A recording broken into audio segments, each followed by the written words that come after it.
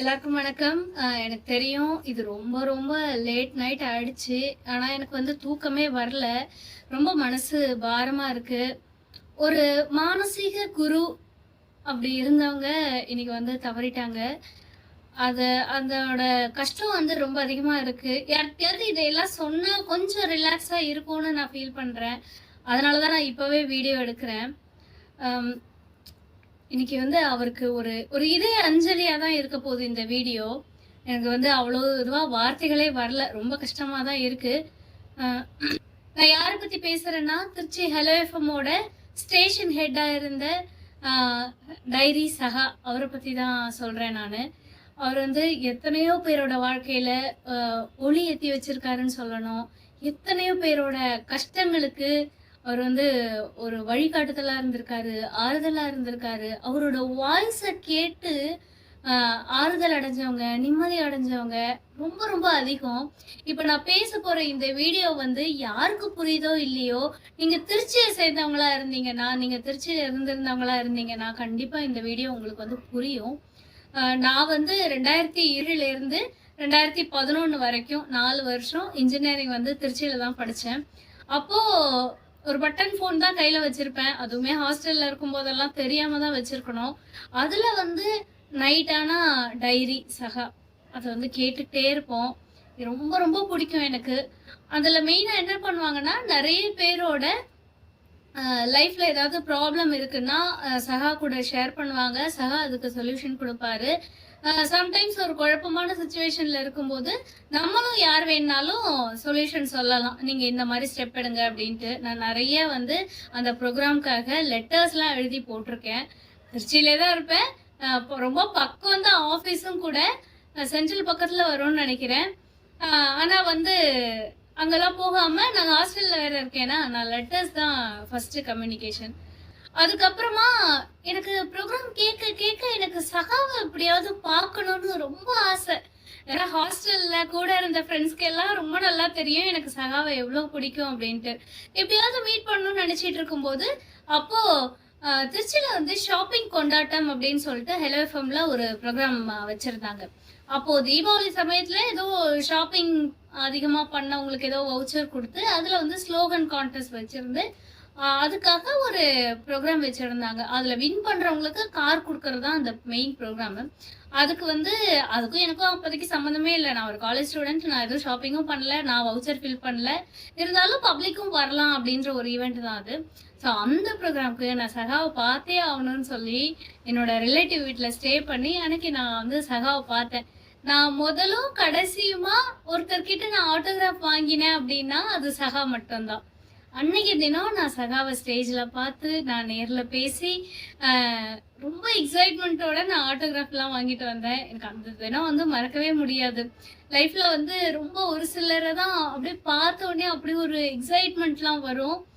அதுல வந்து இந்த எக்ஸைட்மெண்ட்டு நான் 2010ல சகா பார்த்தேன்னு நினைக்கிறேன். 2009, 10 அந்த பீரியட்ல இருக்கும்.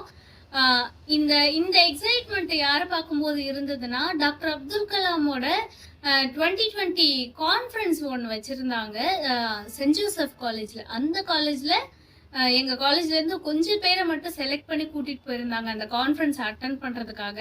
அப்போ நான் வந்து டாக்டர் கலாம் சாரை பார்க்கும்போது ஒரு எக்ஸைட்மெண்ட் இருந்தது இல்லையா, அவரோட கான்ஃபரன்ஸ் அட்டன் பண்ணும்போதும் அந்த எக்ஸைட்மெண்ட் எனக்கு வந்து சகாவை பார்க்கும்போதும் இருந்தது.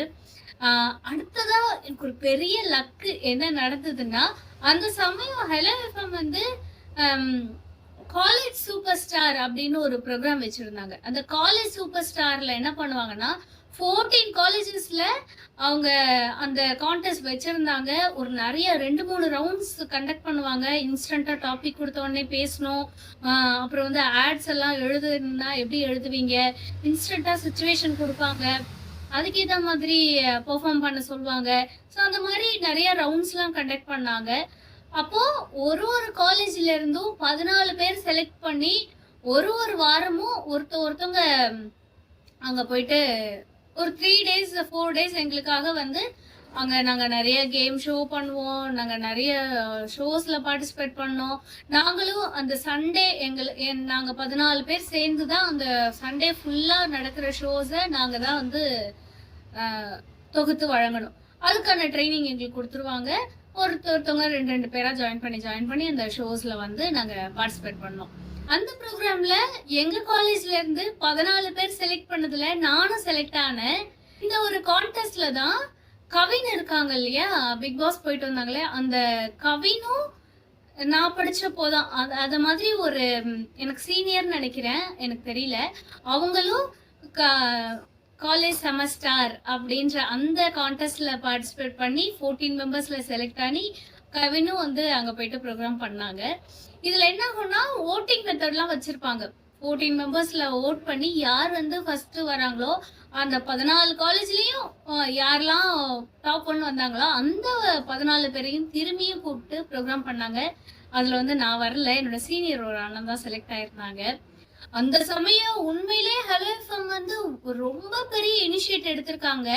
அதோட பிரதிபலிப்பு எப்படி இருக்குன்னா, யாரெல்லாம் அவங்க வந்து சூஸ் பண்ணி இப்படி வந்து ஒரு சான்ஸ், அவங்கள நிறைய பேர் இப்போ லைஃப்ல ரொம்ப பெரிய பெரிய பொசிஷன்ல எல்லாம் இருக்காங்க. இந்த 4 நாள் சகா கூட டிராவல் பண்றத வச்சு சொல்றேன். நீங்க எப்படி எஃப்எம்ல கேட்பீங்களோ அதே மாதிரி தான் நேர்லயும் பேசுவாங்க. எந்த ஒரு ஒளிவு முறையுமே இருக்காது. அப்படியே டிரான்ஸ்பரண்டா இருப்பாங்க. அதே மாதிரி அங்கே ஒர்க் பண்ணுற அந்த ஒர்க்கிங் என்விரான்மெண்ட்டும் சூப்பராக இருந்தது. மிச்ச இந்த கார்ப்பரேட் ஆஃபீஸ்லலாம் பார்க்குறேன், அவ்வளோ அவங்களுக்குள்ள ஒரு பிரச்சனைகள் இருக்கும்ல, இங்கே அந்த மாதிரி இல்லவே இல்லை. ரொம்ப அமைதியாக நல்லா இருந்தது. இன்னைக்கு இந்த அளவுக்கு பேசுறதுக்கான ஒரு கான்ஃபிடன்ஸ் வருது, இந்த பேசணுன்ற ஒரு எண்ணம் அதிகமாக வந்துக்கிட்டே இருக்குன்னா அதுக்கு வந்து முதல் விதை போட்டது அவங்க தான். அதுக்கப்புறமா தான் சூரியன் எஃப்எம்மும் வந்து ஆர்ஜே ஹண்ட்னு ஒன்று வச்சிருந்தாங்க. அதுலயும் வந்து டாப் 20 மெம்பர்ஸை செலக்ட் பண்ணி அங்க திருச்சி சூரியன் எஃப்எம்கே போயிட்டு எவ்ரிடே ஒரு ப்ரோக்ராம் பண்ணிட்டே இருக்கணும். அது வந்து இந்த சூப்பர் சிங்கர்லாம் வருது இல்லையா, எலிமினேஷன் ஓட் போட்டு அதுல வந்து நான் டாப் 9th கண்டஸ்டண்டா நான் வந்து எலிமினேட் ஆகுறேன். அதுல கடைசியா செலக்ட் ஆனவங்க வந்து இப்பவும் ஆர்ஜேவா கண்டினியூ பண்ணிட்டு இருக்காங்க. இந்த மாதிரி வாழ்க்கையோட ஒரு ஆரம்ப காலகட்டத்துல ஒரு பேஷனை நோக்கி பயணிக்கிறதுக்காக இருக்கட்டும், உங்களுக்கான இது ஒரு லைன் இருக்கு, இப்படியும் கூட இருக்கு அப்படின்றதெல்லாம் இன்ட்ரடியூஸ் பண்ணதா இருக்கட்டும். இதை தவிர எவ்வளோ பேர் லைஃப்ல கஷ்டத்துல இருக்கும்போது அந்த அவங்களோட பர்சனல் ப்ராப்ளம்க்கு சொல்யூஷன் கொடுக்கறதெல்லாம் இருக்குல்ல, அதெல்லாம் சான்ஸே இல்லை. அவ்வளோ பேர் அவரால் வந்து பெனிஃபிட் அடைஞ்சவங்க தான் ரொம்ப ரொம்ப அதிகம்.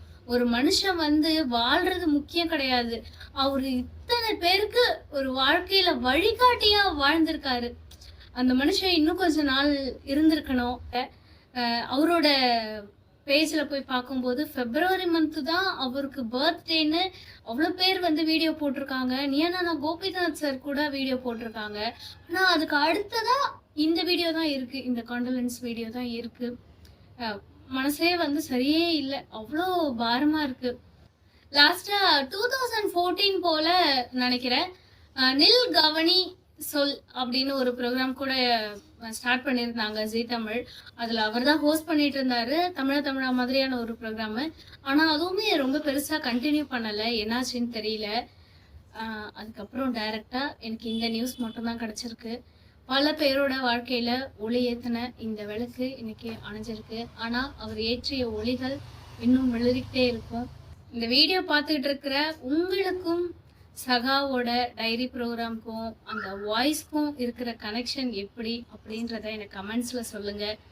அவரோட ஆன்மா சாந்தி அடைய இறைவனை பிரார்த்திப்போம். டாக்டர் வந்து என்கிட்ட ரெலா ஹாஸ்பிட்டல்ல புற்றுநோய் அப்படின்னு சொல்றாரு. எனக்கு பக்கத்துல என் தம்பி சந்தோஷ் தான் இருந்தான். நான் சிரிச்சேன்.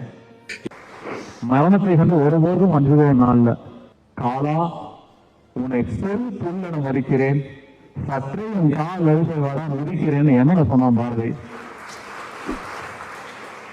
இறுதி மூச்சு வரைக்கும் நான் போராடுவேன். அதுலேயும் ஒரு ரோல் மாடலா இருக்கணும்னு நான் ஆசைப்படுறேன்.